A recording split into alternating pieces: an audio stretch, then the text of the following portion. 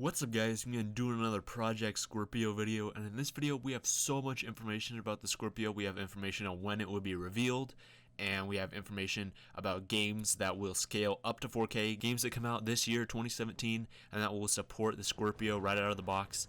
And yeah, so let's get right into this. So the first thing is that the hardware powering Project Scorpio will be shown off tomorrow, April 6th.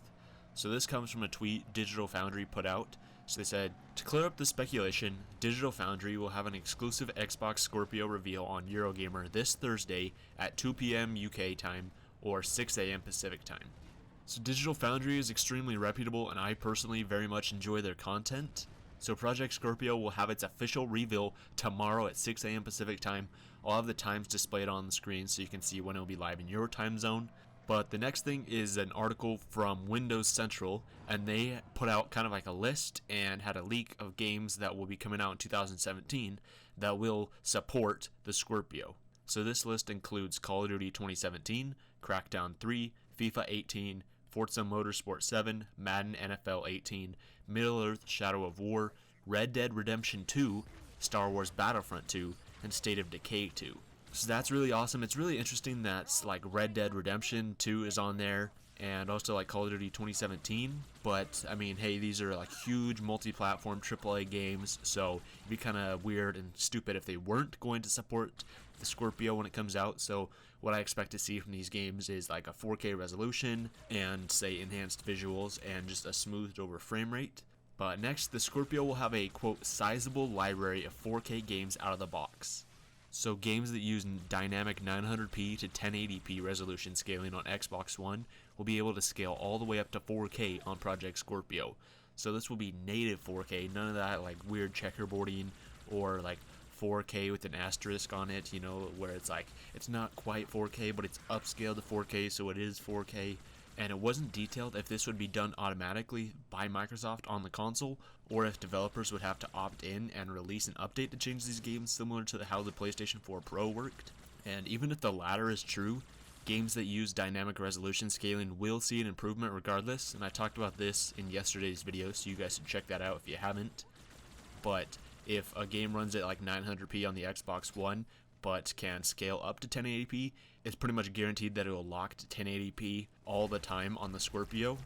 But from this, it sounds like games will be automatically or will be able to be scaled up to 4K.